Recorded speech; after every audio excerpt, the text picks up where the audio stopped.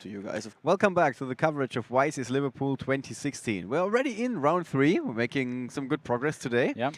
Despite the fact that we got more than 800 players showing up this morning. And the other big stories of the weekend, of course, we got lots and lots of duelists from the UK. Yep. The market is growing. The number of Yu-Gi-Oh players is growing. Yeah. Although the UK is also growing. They complain about that quite a lot and want to stop the people coming in. But let's not get political. In this round, we got actually one immigrant from Israel. It's Ido Marcus, our European champion, not of this year, last year, is that correct? Last year. Last year, yes. Yeah. Went to the World Championships. Who was with immediately making a name for himself. Everybody loved his positive spirit, his attitude towards the game. Like I can really claim that. Yeah, Ido's really cool. Everybody just loves the guy. And today he said he's playing Phantom Knights. You were very quick to disagree with that and saying this is not Phantom Knights. It's not what we usually see Phantom Knights. But this is what Ido Marcus calls Phantom Knights. He just adds a couple of other cards, and he's like, it's still Phantom Knights. It's creative, of course, but that's just me, because that's what always happens. Yeah, so he's playing kind of the original, the really, really original version of Phantom Knights, where it was, a big trap lineup, just the Phantom Knights, no Burning Abyss, none of this Burning Abyss stuff, using even Light Swan monsters. Yeah. That's a while ago. Yeah. Right. So he's going to go really up strange. against Jacob Cookson. Maybe we can bring the player match history up for you guys on the screen. Then you can see that Ido was playing round 1. This is Ido's player match history, of course. He was playing against Mr. Nesfield in round 1, and then he won that round. And last round against Nikolai Stojakovic, he actually lost. So he's now in a... This is one of these make or break scenarios in a way. When you're 1-1, it makes all the difference whether you go 2-1 or 1-2. Yeah, because you want to be in the winner bracket. Yeah. Same is true for James Cookson. He lost round 1 to a former YCS champion, Merlin Schumacher, who won in America. And bounced back in round 2 against Rice Jones, who was playing Burning Abyss. And now, of course, he's playing against the Phantom Knights. Yep. So I think it's going to be a pretty interesting match. I think any match we have that has Ido Marcus in is always very interesting. It's definitely entertaining. Yeah. All right, so this is our deck breakdown. I'm just going to quickly highlight that again. This is actually after round 3, but if we compare it to round 1, not much has happened. Like 20, 30 players have dropped, and that's pretty much it. So the relative numbers are all the same. ABC with a very big lead over the rest of the field. Yeah. And then you can see the other category being really, really large. We get like 24 different categories of decks that you can enter in our app. So basically, after these decks, after Burning Abyss in 7th place with 11 decks, we have roughly 16 decks that are all being played 10 times or lower, maybe 11, but 10 times or lower is most likely. Yeah. And so even if you add all of those up, we're just talking about something like 120, 130 decks. But we still have 308 other decks. That means more than 170 players came with something completely out of the ordinary. Yeah. Like, I don't know, Gravekeeper or what have you. My favorite example, of course, is Crystal Beasts. Gladiator Beasts. Very close, yeah. oh, that was your favorite. No, it is. Yeah, I'm actually known for always making my cases and asking people why Gladiator Beasts is not a deck anymore. And every time all the good players just look at me and they're like, is this a serious question? What do you want from me? All right. Yeah. So let's take you guys to the table where our two players are ready to get their game on. We're going to have Ido Marcus from Israel against Jacob Cookson from the UK. Let's take you to the table for...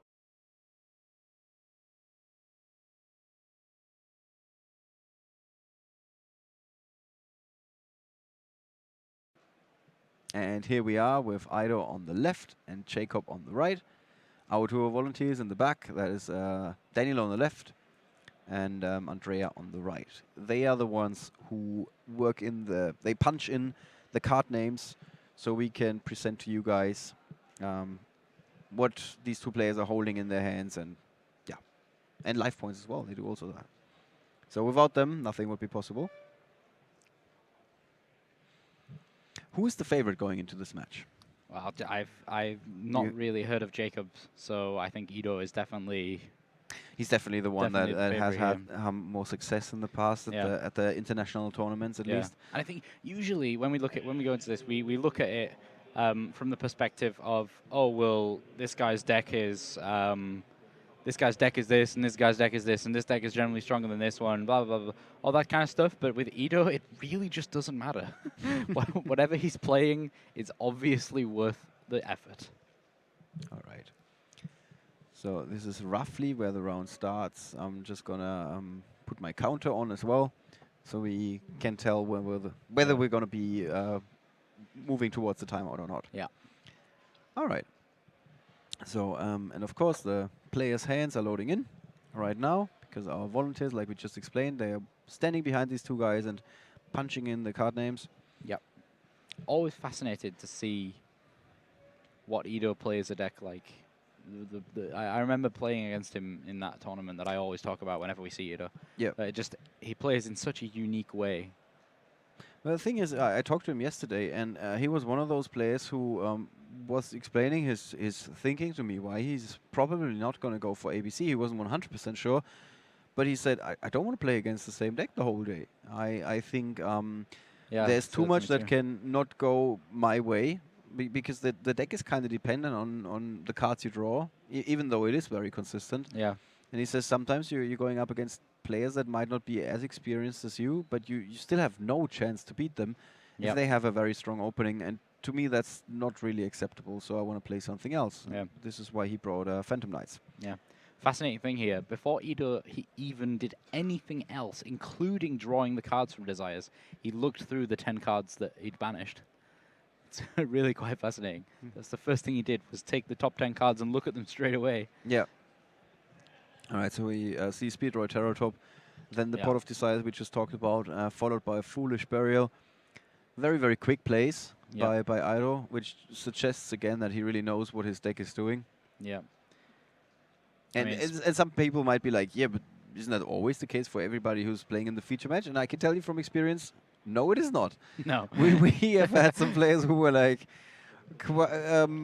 challenged by their Taking own deck. forever. Yeah. Kind of challenged by their own deck. That's a good way of putting it. Challenged by their own deck, yeah. Okay, Livier is So, coming down. yeah. And he just keeps extending his plays. Yeah, he's just trying to decide exactly what he's going to do here. Yeah, most likely Dante try and fill up his graveyard a little bit more. Looking for Break Sword. Doesn't look like it. Nope, that is... I can't remember the name of the other trap cards now. Everyone, I used to remember them all, and then everyone stopped playing things that weren't Break Sword. It's one of his selective memory. You only know it while you need to know it. But the thing, I know exactly what it does. You gain 500 attack of a monster, and during that turn, you can protect the monster once from destruction. And then it has the same effect in the graveyard. When you banish it, it summons a Phantom Knight monster back. Yeah, it's just Phantom Knight's Sword. The one with the very complicated name. Yeah, exactly. That's why I can remember it. And was I right? No, in fact, I was wrong anyway. I got it mixed up with the other one. Oh, dear. Yeah, so here's Break Sword. Swiftly moving on from that fiasco. Yeah, bouncing back. Yeah. All right, and it looks like a good opening for Yeah. Ido. Yeah. Um, It's going to make F0 here. Or the new prize card, one or the other. Nah, F0. I guessed it was definitely going to be that one. There's not very many Utopia Kaisers flying around at the moment. not yet. Yeah. Nope. Weather report didn't say anything about that. No. It was only talking about rain and more rain and fog and rain. Just an ordinary day in England. It's actually the perfect time in the year to have a tournament in England, because right now the weather in the rest of Europe is not perfectly fine. So it's acceptable to go to England where the weather is always like this. Yeah. Like in August, you don't want to come here because you're like, no, I like the sun. I'm not opposed to it.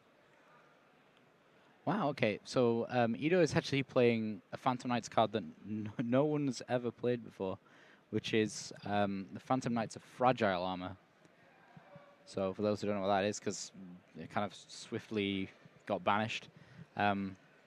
If it's in the graveyard, you can banish it to send one Phantom Knight from your hand to the graveyard and then draw a card. Yeah. And it's a level 4 monster, so it's different to the rest. It's not a level 3. It's supposedly improving the consistency of the deck. Yeah. Yeah, I mean, Ito did a bunch of stuff in his first turn, and he's ended with 6 cards instead of 5. One of those cards being the Terratop as well.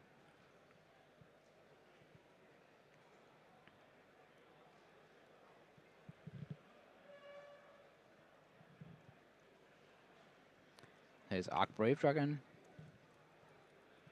A lot of people seem to be doing this. Just putting the Arc Brave Dragon into the Blue Eyes deck. It's really useful.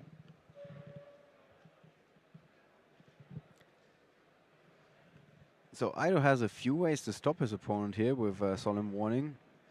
So Yeah. Also got the Twin Twisters and the Fog Blade. That's Twin Twister's not going to be so useful in this matchup.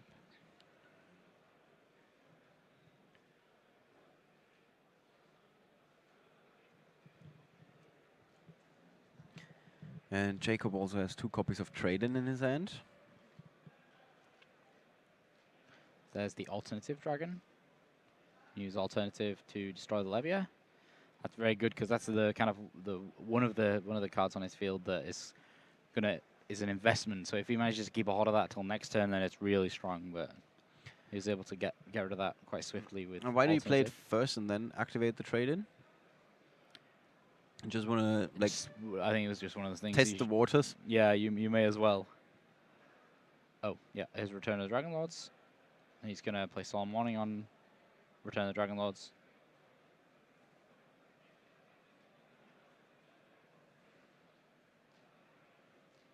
So the judges checking or what? Yeah, I think he was a bit quick to put the card back on the field. Yeah, I love Ito for that. Yeah. The fact that he put it's literally the one thing that I get so frustrated about is when people don't put their graveyard in order. And he just went to the effort of finding exactly where to put it. No worries, I got you back. Yeah. But later when I activate my question, then Yeah, exactly. all right, Yeah. was it Reversal Quiz or what's the name of the card? There's question. It's question. Yeah. That's the name of the deck. There is a card called Question and there is a card called Reversal Quiz. They do different Just things. mix it all up in my memory. It's Yeah. terrible. They've both got the guy who kind of looks quite funny with a big question mark on his Yeah, hat. yeah. I remember that about them. Like the game show looking stuff. That was during the GX era. Oh, by the way, since we're talking about GX era and anime and everything, Mata's reasoning for playing DDD was he saw the deck in the Yu-Gi-Oh anime and he loved it so much that he wanted to do the same thing. I was like, I've never heard this before. Just reminded me of that. So it's definitely among the list of memorable quotes of this weekend. Yeah, definitely. Although for the time being, it's just Justin Little is absolutely killing this one. Yeah. There's and it's going to be very hard to beat what he said. Yeah, I think it's quite difficult to portray on the stream exactly what he said. Yeah, it basically was leading up to the interview that you conducted with him. Yeah. And he's claiming like he's the most casual player in the world. He does have a YCS top 8, but because that was in Sheffield at the limited event. And he it really makes a point, I'm the most casual player in the world. And then you just try to go back to this regular line of questioning for Yu-Gi-Oh! Pro players, so to speak. And you ask him something about what's your favorite deck, what's your favorite combo? And he just looks at you, even though he understands the question, of course. Yeah. He just looks at you, acts like he's completely puzzled out by the question. He just says, favorite combo, chicken and chips. Which is cracked up. It was just. We just lost 5 minutes over that. Yeah. Where everybody was like, okay, I can't record, I can't do anything for the next 5 minutes, just have to laugh. Actually, I told that story yesterday evening when the judges were out eating after the judge workshop that we had. And 80 had really trouble finishing his food after that. he was like having laugh cramps after that. All right. So Jacob couldn't really fight back. Wow, that escalated quickly. Yes. that's the best way to put it, yeah. And Ido is now absolutely going to town. to Yeah. take a page out of your playbook. Yeah, one of my favorite synchro monsters actually, the Moonlight Rose Dragon. I really like Moonlight Rose Dragon. And when the Yang Xing archetype came out, I was a big fan of Moonlight just because it was very good in the meta at the time. Yep. So Jacob is able to save his dragon, prevent it from being destroyed by For now, banishing the spell card in his graveyard. Very important. Rhapsody. But yeah, Ido is That's- far from being out Yeah. of tricks here. That's a card we've not seen in a while. Is Rhapsody and Berserk. It's like an exercise in trying to empty your opponent's graveyard. Yeah. And he's going to equip that over onto the Levia. And all of this is happening so fast. As you can tell, Ido Marcus really knows this deck inside out. Yeah. No question about it.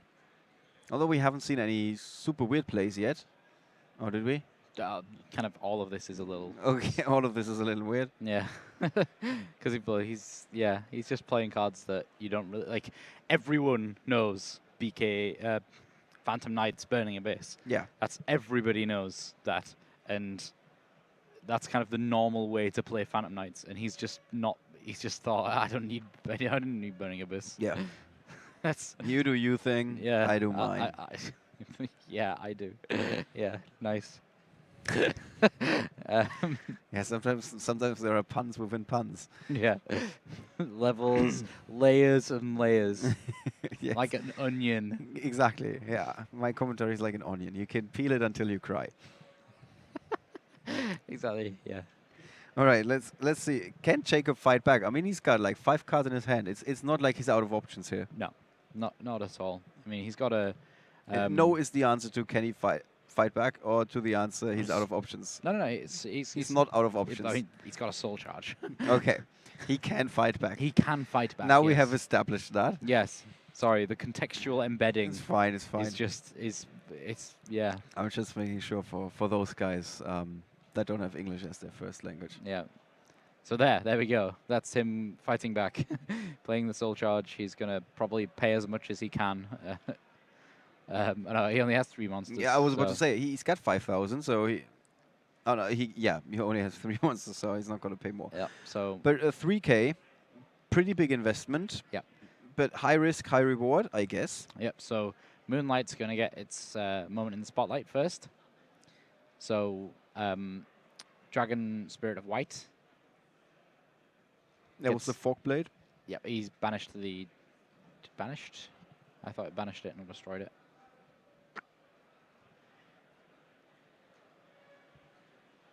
So No, I'm just making that up. Yeah. one thread eliminated. Yes. Uh, So he needs 3 to more to go. take that other backer out before he can really start going away with stuff. Okay, so he decides to discard that. For the trade in, let's see what he draws here. Could be quite important. He's still not used his normal summon. Again, it's going to be quite difficult to clear Ido's board here because of the fact that he, can't attack.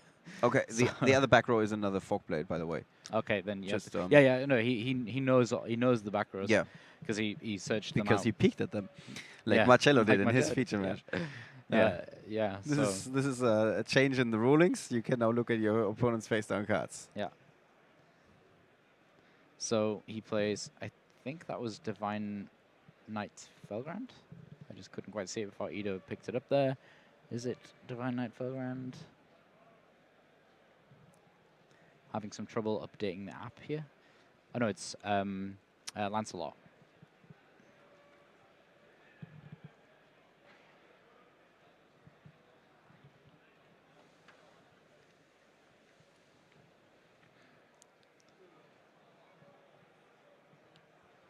And there's a question, didn't Ido Marcus have game? If he should have attacked with Breaksword first. I'm not sure about Did that. he use the effective break sword? I think he did. That's how he got around the monster, didn't he? Well, anyway, we are in the next turn because guys are still talking about the last turn. But he had he had the Return of the Dragon Lords, so he had could to have protected it, yeah. Yeah, And anyway. he did, yeah, actually, exactly. he did protect it once, yeah. All right, well, let's see. So the Soul Charge, of course, is a big difference maker. Is it going to be enough for Jacob to turn this around? I think he's going to struggle to get rid of all of his opponent's monsters. Yeah, that's what I thought. So he's now left with Lancelot, Dark Knight of the Underworld, and Maiden with Eyes of Blue. Yep. And he's got 3 more cards in hand.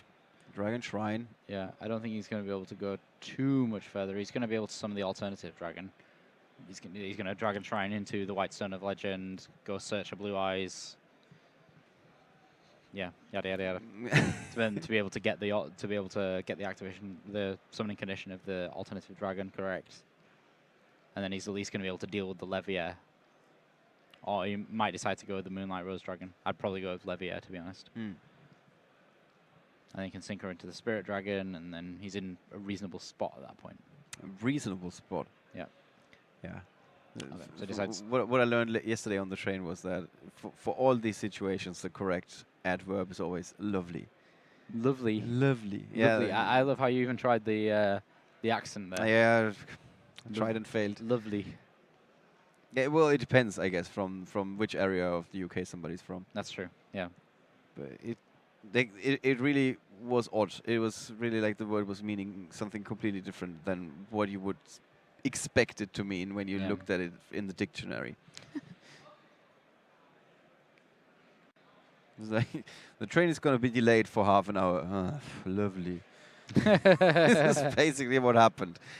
So yeah, irony is going strong in England. Yes. Yeah. Or sarcasm. I don't know. We love all that stuff. Yeah. Supposedly so. That's how Brexit happened. Yes. Yes, it's sad because it's true. So Jacob here left his turn at that. Now Ido just has to play around Lancelot, and then he's in business. Oh, here, you can take that. I don't need it anymore. Here you go. I'll just put that there for you. Here's a kaiju for you. And then when Moonlight Rose Dragon triggers, he's going to take it back. And then he's going to put it down again. That is, screenshot this. This is Ido Marcus in a nutshell. This is Ido Marcus in a nutshell. Like, if you've never seen him before, just look at this line of plays and you're like, ah. Here, you take this. Oh, no, I need it back a second. Here, you can have it back now. Such a nice guy. Such a nice player. Completely Look at his savage. face. Savage. Look at his face. Both the players there were just like, oh, that's how you deal with that kind of board.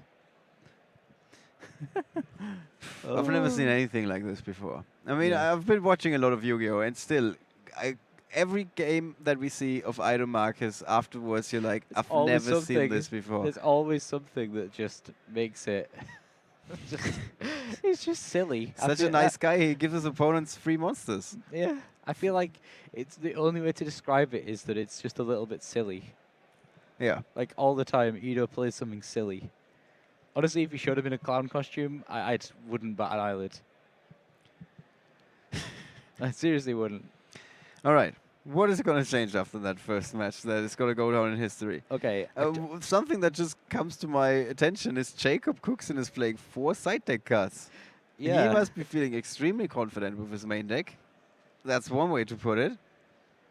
Yeah, extremely confident. Or is there another spin on things here?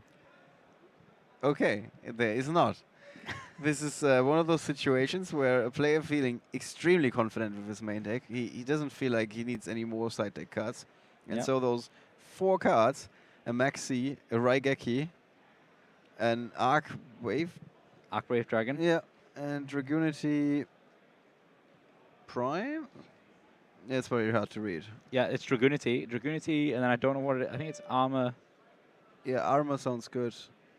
I can't remember what it's called. Armor. Yeah, I can't remember its name. That was years ago that people played Dragunities. Okay, so there's not that much. It's Levatain. Levatain. Levatain. Okay. Okay, so this is it going to be the difference maker?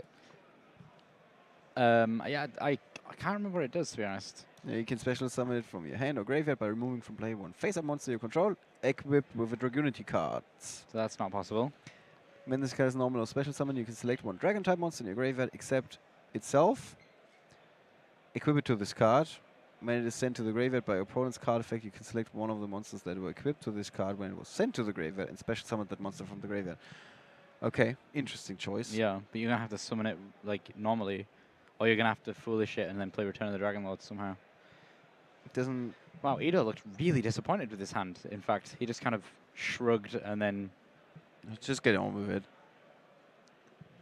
Yeah, he's opened Terror Top again. Okay, Oh, for... not that surprising might be the fact that Ido Marcus is playing 15 side deck cards. No. He's playing Not Magical surprising at all. Spring. I don't remember seeing that card before in a side deck. Yeah, it's the secret rare from... I just put myself in the spot. It's a set before Bosch, I think. Yeah, it was kind of the first real anti-pendulum card. I remember that must have been after Bosch then. Yeah. But it was really overlooked. It was MP15 is at least one of the sets. That's a reprint. Yeah. Duelist Duelist Alliance. Okay. Yeah, there we go. Ah, of course it was. See, look, I've repressed that memory. I opened like 300 booster packs of Duelist Alliance, and all of my secret rares were Magical Springs, and I didn't get any constructs. Wow. When Flashbacks. You weren't happy about that? Flashbacks. Oh my. Now you're going to feel bad for the rest of the day. I just wanted some constructs. We just lost Luke, guys. But the good thing is for the rest of the weekend, whenever you're really down, I can just say chicken and chips and you're going to be happy again. Yeah, chicken and chips. Oh, that was funny. Okay, so Terrortop. He's opened up Terrortop here. He's a bit good. Here's the Take Tomborg. Yep. Levier. Ido Marcus is playing pretty much the same move, both like in all of his games, which is definitely a good thing. Yeah. That's showing his deck is consistent. It's like when you win, you don't have to change your plans. Just in case you weren't aware. Like, never change a winning system. Yeah, exactly, yeah. This is probably his approach. Jacob Cookson, on the other hand. Oh, the combos. The combos. The combos. So, yeah, so he's able to use Sage with Eyes of Blue on his Maiden with Eyes of Blue, and then because it targeted the Maiden, he gets to summon a Blue Eyes White Dragon. Then Maiden gets to go to the graveyard because of the actual Sage effect, and then he gets to summon another Blue Eyes White Dragon. Or there in which Blue Eyes White Dragon. Pretty much a Blue Eyes White Dragon. Yeah, and then when Dragon Spirit of White gets summoned, it's going to get rid of that face down.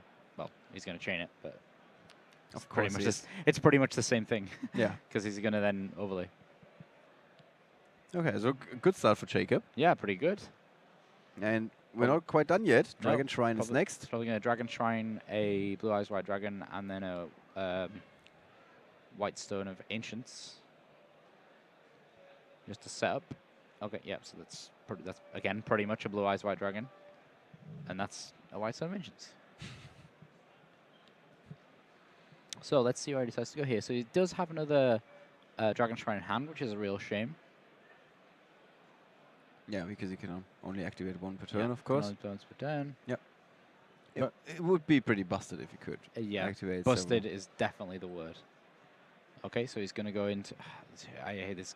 I can never remember all of the names of all the Galaxy Eyes dragons. It's going to be okay. We're gonna have it for you guys. We're going to get just through a second. We're going to get through it. Also, it's going to overlay it goes up to right Dark away. Matter. Yeah. I know Galaxy Eyes Dark Matter Dragon. Number 95. It's just another material on the wall. Yeah, exactly. Well, in theory, he should have gone into Galaxy Eyes Cypher Dragon and then destroyed the Levier and then gone into Galaxy Eyes Dark Matter Dragon. I don't know why he didn't do that. Is he playing? One doesn't look like he's got it. I don't see Cypher. Yeah, I think he's not playing the card, which is a pretty fair explanation. That's a fair reason as to why he didn't play it just now. I think somebody on the chat guessed that he's new to the game. He's like not super experienced. Yeah. So Ido here actually playing really well by using the Dark Matter Dragon, just banishing all of those Maxis. So now he's going to detach and he's going to be able to attack all of his opponent's monsters. That seems fair. It's like Pendulum decks can summon 5 monsters in one turn, so why not attack all 5 Yeah, opponents' actually, well, monsters? I think it's 2 monsters, not all. It's Only 2. only 2. Yeah. Are you saying you can't read this? No. You must be really far away. Yeah, that's definitely the problem. It's nothing to do with the fact that the card has 7 lines of text. This is obviously my cue to point out that doing translations for Yu-Gi-Oh is getting funnier and funnier. They're all as important as each other. All as important as each other. Yeah, he can make up to 2 attacks. So, but I'm not too sure why he decided to destroy Dante. Well, no, Dante is actually good destruction in this deck because he's not got any Yeah, Vis I was monsters about to say. recover. Normally what I'm it talking is about. not, yeah. Yeah, I've got that inbuilt. It's built into my brain. Yeah. Don't destroy Dante. It's not like Banish him instead. Yeah. Normally you would not, because it could get something back. But in this particular deck, it really doesn't matter as much. So here's the other Felground, the new Felground. The Divine Dragon Lord. Yep. I mean, the deck definitely packs a punch. Like there's no question about it. No, this is kind of the closer to the structure deck version of this Blue Eyes deck. Kind of you using it as the. It's quite interesting that there are so many ways Structure deck to version. build half of these decks these days. Yeah, it's really interesting. Because it used to be different. Like there was one accepted ideal build for every particular archetype. Yep. And this weekend we're going to find out what builds of ABC are going to be the best ones, and hopefully also something about Blue Eyes White Dragon. Yep. All right. And so we're not quite up to date with Ido because his field is not 4 cards, it's 3 cards. Dante is still there. Yeah. And Levier. Those 2 have already left the field. I think Daniel, who's operating the app, might have not updated it yet. It's his first time, isn't it? I think it is, yeah. He's still a virgin volunteer. Yep. A little tricky to get used to the app. Going to pop his cherry this weekend. Yes. And tell him click reload every 5 seconds. Yes. That's that was the key. It is, yeah. The refresh button is your best friend. Yep. All right. But this doesn't look bad for Jacob. I mean, Ido has some ways to fight back, but yeah, he's got to make break swords to start being able to do something here. But he can recover the Raiden. Actually, that's so genius. So the he needed Raiden. So he banished it with his opponent's dark matter effect. So then he could get it back with Levier. So yeah, that didn't end up being good for Jacob. Yeah. It's a mandatory part of Dark Matter Dragon's effect, though. There's the Phantom, the Phantom Knight of Fragile Armor. So he's gonna be able to synchro it into Omega. Yeah. Wow. See, this is not Phantom Knight. This is not what we know Phantom Knights to be. Yeah, I was about to say they're not known for their white cards. Yeah, exactly. This is. But you see why I said it's not Phantom Knights. No, I believed you from the start. It's just I was trying to challenge you. Just does not seem like Phantom Knights. It's Ido Marcus Phantom Knights. It's Israeli Phantom Knights. Yeah. Ido actually said that there was a lot of his friends back in Israel, suddenly the town has left my name. Tel Aviv, back in Tel Aviv, in Israel. That were going to come with him to the YCS, but they dropped out at the last moment, and he ended up being the only one to travel over from Israel. Well, it is a long journey and very expensive. Yeah, but at least they couldn't get here. They could get here. I think ironically enough, for people from Israel, I think it is easier to get a visa in the UK than, for example, from other countries that are closer. Let's say Turkey, because that's of course been one of the examples that was making waves this past week, because one of the most beloved players on the circuit, I'm going to call him that, and I think it's absolutely true, Umut, who spent like hundreds of euros trying to get his visa approved, was declined, and that's why we don't see him this weekend. Yeah. And it's just the dedication that somebody is willing to spend hundreds of euros just on the visa. That's still not the flight. Still not the hotel for the weekend, just the visa, and then it gets declined. That must be heartbreaking. Is he sat at home watching us right now? Yes, he is. He is. Hey, I'm pointing at the camera right now, pointing at you. But yeah. Yeah, there's his little shout out. Yeah. Yeah. He So he's explaining Dark Rebellion Exceed Dragon. at least he can learn something now. Yeah. He can see how to make the most of Phantom Knights in the most creative way possible. Yeah. But this is the thing. I don't think anyone else would be able to play this deck because they just don't have the correct mindset. I think only Ido has that correct mindset. Yeah. Yeah, that's probably true. Yeah. It's just, yeah. I feel like he just he spent. He spends all of his time just like driving around his opponent in a little clown car, just like. And he just goes for it and then just like extends the hand. He's like, by the way, this game is over. In case you weren't sure. Yeah. Wow, flawless execution once again. We like this guy is giving us some of the best memories we've ever had. We can only hope that Ido Marcus is going to advance to the finals, because you know for a fact that what's not going to happen is what we had at the European Championship. The finals with him are always going to be something to remember. Yeah, exactly. And with something to remember, we're going to move on with our post-game discussion.